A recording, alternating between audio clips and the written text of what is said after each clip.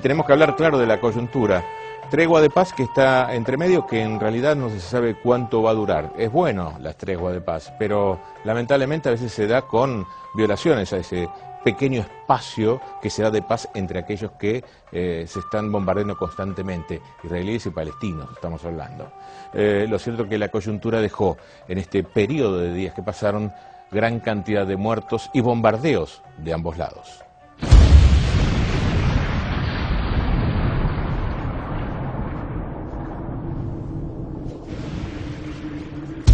Oriente Medio.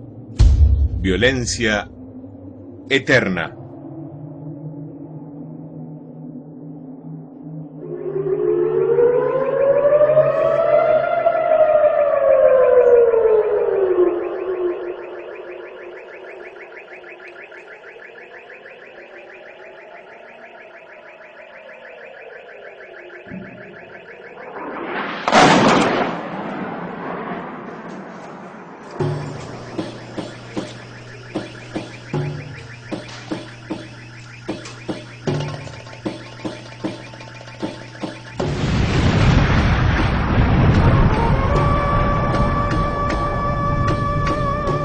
Ruido de sirenas, lluvia de misiles, masivos bombardeos, decenas de víctimas, incluso mujeres y chicos, en una dramática escalada de violencia que nadie sabe si terminará o no.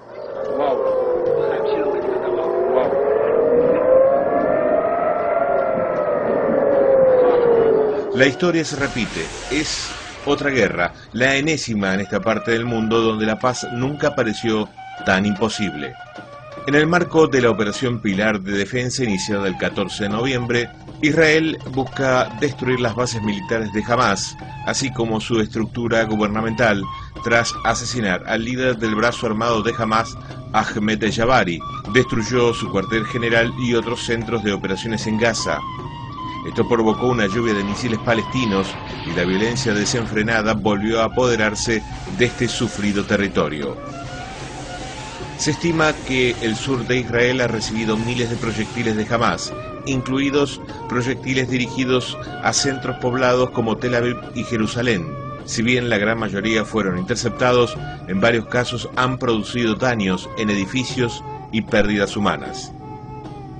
Mientras la diplomacia internacional continúa trabajando para un cese del fuego, el presidente de Estados Unidos, Barack Obama, advirtió sobre un recrudecimiento. Apoyamos el derecho de Israel a defenderse, pero trabajamos con todas las partes en la región para poner fin a estos disparos de misiles de Hamás sin una nueva escalada de violencia, dijo Obama desde Tailandia. Obama no quiere comenzar su segundo mandato con una guerra que podría desestabilizar aún más esta zona del planeta ya caldeada por la guerra civil en Siria.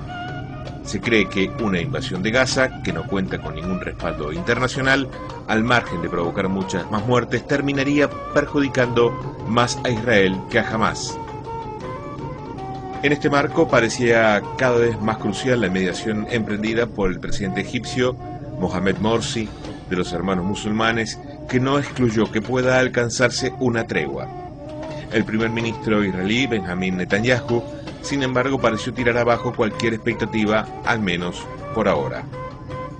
Antes necesitamos que el cese, el fuego y después podamos discutir cualquier cosa, aseguró el premier israelí de derecha que, para muchos, decidió lanzar justamente la ofensiva contra Gaza pensando en las elecciones del próximo 22 de enero, en las que aparece como favorito. Jamás hizo saber que aceptaría una tregua solo si Israel se compromete a ponerle fin a los asesinatos selectivos y a las agresiones. Según trascendió, una solución aceptable para Hamás sería que Estados Unidos, tradicional aliado de Israel, se volviera garante del respeto de una tregua. El terror domina toda la región, arremetida constantemente por una lluvia de misiles que, tapando el cielo, impide el ascenso de las plegarias para que la muerte termine de una vez.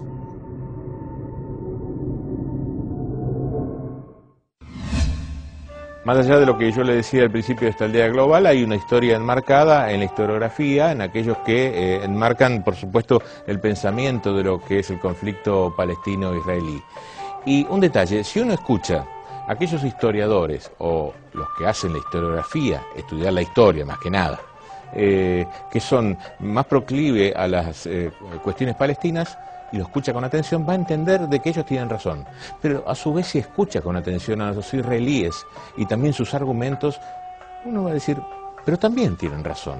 Es difícil establecer un punto de equilibrio para aquellos que no conocen la raíz del fondo del problema. Sin embargo, hay algunos aspectos que son datos clave y que sirven para enmarcar del porqué del conflicto.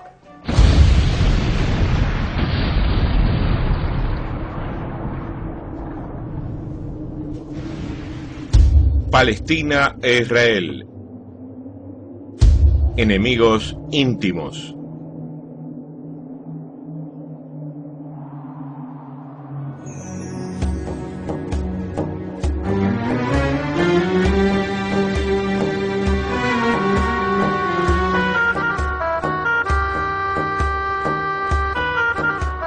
El conflicto palestino-israelí se remonta a la Guerra de la Independencia y a la Guerra de los 6 días. Estos dos eventos históricos han separado a ambos bandos durante más de 6 décadas. Los problemas comenzaron en 1947, cuando la ONU resuelve que el mandato británico de Palestina debe ser dividido en 2 estados, uno judío y uno árabe. Esto deja a Jerusalén bajo soberanía internacional, cosa que los líderes palestinos nunca aceptaron. El 14 de mayo de 1948, los británicos se retiran, Israel declara su independencia y los países vecinos se meten en la guerra creada por Israel y Palestina. A partir de este momento se producen importantes movimientos de frontera y más de 700.000 personas que vivían en el territorio que pasó a ser Israel quedan desplazados y se convierten en refugiados. Por miedo a los ataques, muchos buscan asilo en Europa y América.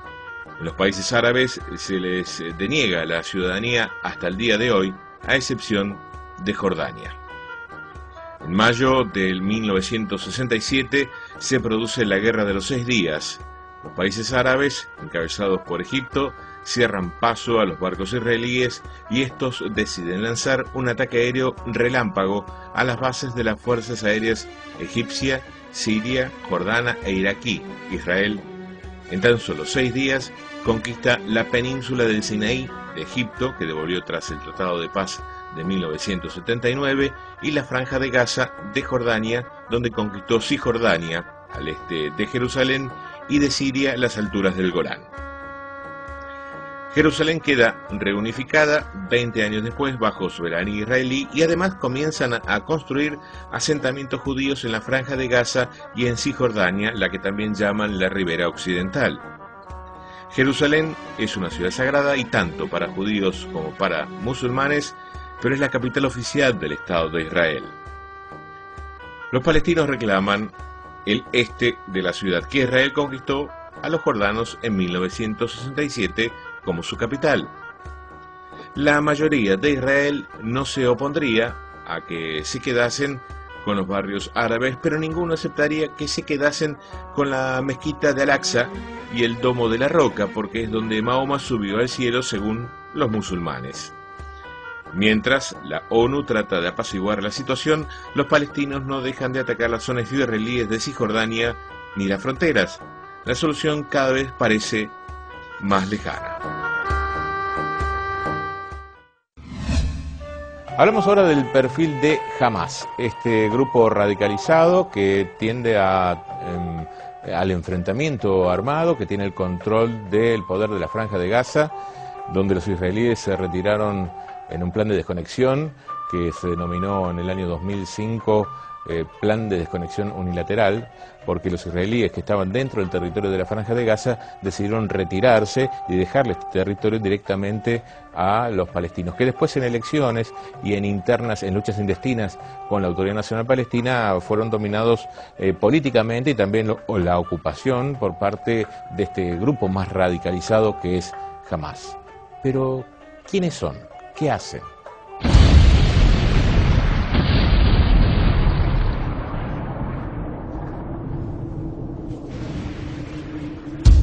Hamás.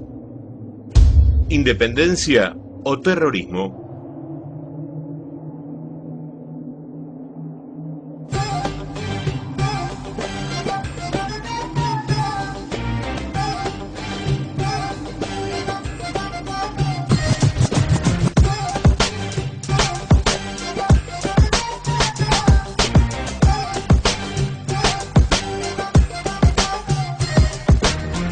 El movimiento de resistencia islámico Hamás es una organización palestina que se declara como yihadista, nacionalista e islámica.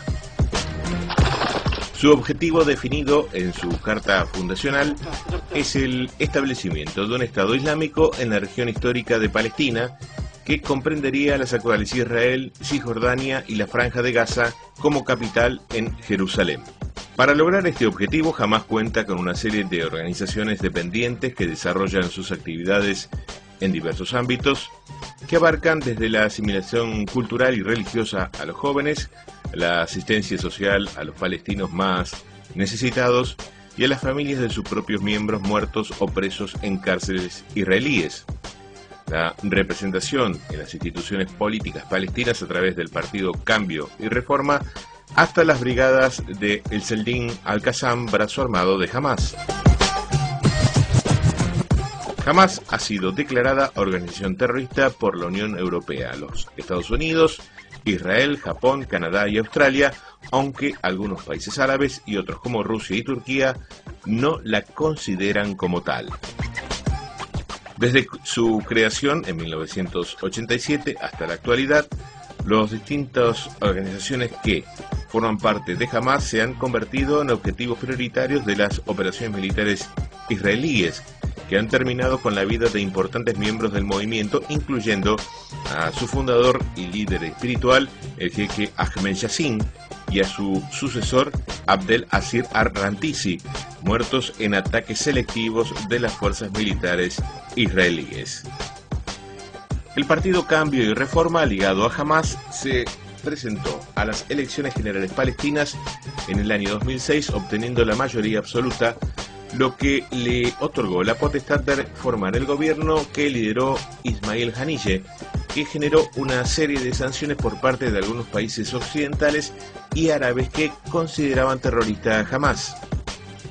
Tras una serie de enfrentamientos y tensión creciente con su rival Al-Fatah, en el 2007, las organizaciones armadas leales a la Autoridad Nacional Palestina de Hamás, en la Franja de Gaza, terminaron por expulsar del territorio a los partidarios de Al-Fatah y se hicieron con el control total de la franja. Desde entonces hasta la actualidad, Hamás gobierna la Autoridad Nacional Palestina de la Franja de Gaza, mientras que su rival político, Al-Fatah, mantiene el control de la Autoridad Nacional Palestina en Cisjordania, o como algunos denominan, la Ribera Occidental. El gobierno de Hamás en Gaza se encuentra desde entonces sometido a un bloqueo por parte de Israel que impide la entrada de armas y otros productos en territorio gazatí.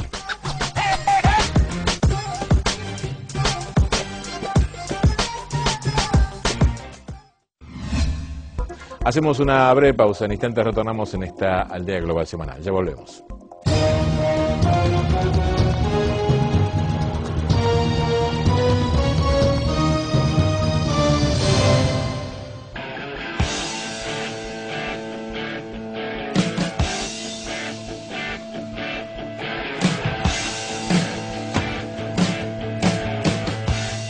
Existe un lugar donde se pesca así. Entre Ríos, una tierra diferente. Termas Colón. Próximamente reapertura. Termas Colón. Naturalmente distintas. Taxa. Cintas adhesivas. www.taxa.com.ar. Restaurant y parrilla Popeye, cocina gourmet, pescados de mar y río, pastas caseras, chivitos uruguayos, pizzas por metro, postres y cafetería. Restaurant y Parrilla Popeye, en San Martín y Belgrano de Colón.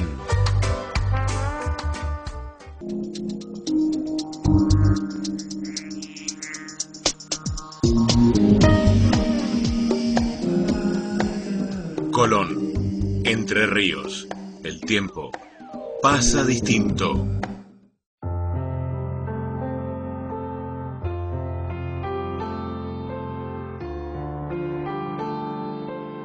El Centro Terapéutico El Solar Colón, a través de la Fundación Lerralos, sigue trabajando por la plena equiparación de oportunidades.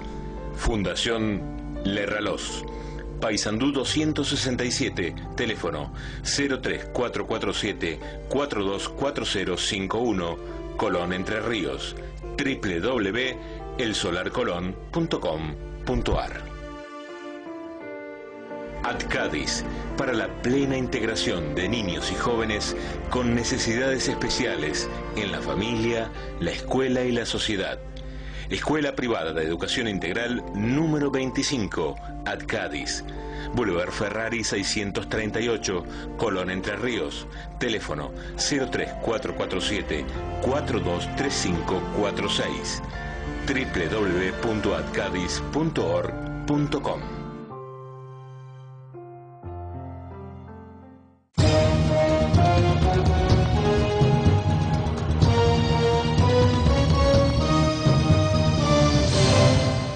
Bien, luego de esta pausa nos vamos a distender un poco, vamos a hablar de un hecho auspicioso dentro de la ciencia que tiene que ver con el cerebro de Einstein, que dijo: cuando yo muera quiero que mi cerebro sea estudiado.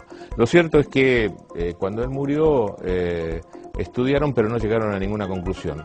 Luego se obtuvo nuevamente esa información y ahora se procesó y se descubrió que el cerebro del genio de la física tenía características especiales que lo convierten en un verdadero genio, y casi podríamos decirlo por qué, a raíz de este estudio que se hizo recientemente. El extraordinario cerebro de Einstein.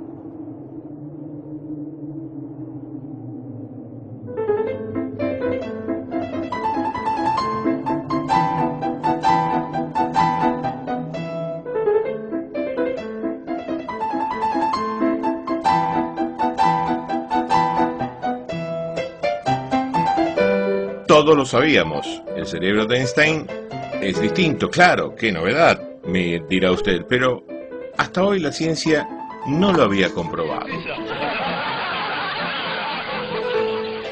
Un estudio encabezado por el antropólogo Dean Falk de la Universidad Estatal de Florida en los Estados Unidos y divulgado por la revista científica Brian describe el análisis de 14 fotos del cerebro de Einstein que nunca habían sido publicadas. Los científicos compararon las fotos con los cerebros de otras 85 personas y arribaron a las conclusiones fascinantes. Albert Einstein tenía características extraordinarias. Aunque el tamaño y la forma asimétrica del cerebro de Einstein eran normales, el prefrontal, el sistema somatosensorial, el córtex motor primario y las cortezas parietal, temporal y occipital eran extraordinarias, explica Falk. El autor concluyó que esa diferencia puede haber proporcionado las bases neurológicas de algunas de sus habilidades visoespaciales, la capacidad de distinguir por medio de la vista la posición relativa de los objetos en el espacio y matemáticas, por ejemplo. Los lóbulos frontales, los que más llamaron la atención, están vinculados a la planificación y el pensamiento abstracto. Asimismo, destaca que los pliegues adicionales le permitirían realizar más conexiones entre las células de su cerebro, lo que ha permitido desarrollar ideas complejas como su teoría de la relatividad. Tras la muerte del físico en 1955, su cerebro fue preservado, fotografiado y seccionado en bloques por el médico Thomas Harvey, quien le practicó una autopsia. Su idea era analizarla y volcar sus conclusiones en un libro. Pero la gran mayoría del material se perdió tras su fallecimiento. Las imágenes que usó Folk estaban en el Museo Nacional de Salud y Medicina de los Estados Unidos y fueron facilitadas por la familia del patólogo.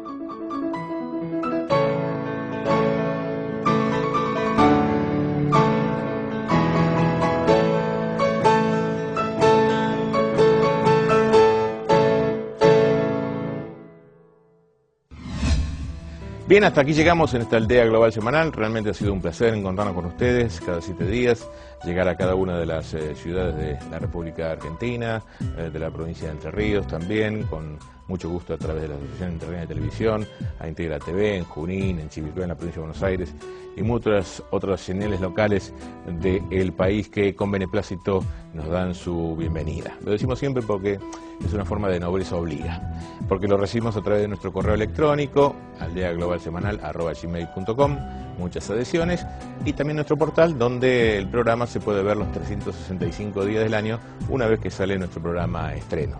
Nuestro portal www.aldeaglobalsemanal.com.ar. Por su compañía, la más importante. A usted que está del otro lado, muchas gracias, que sigan bien.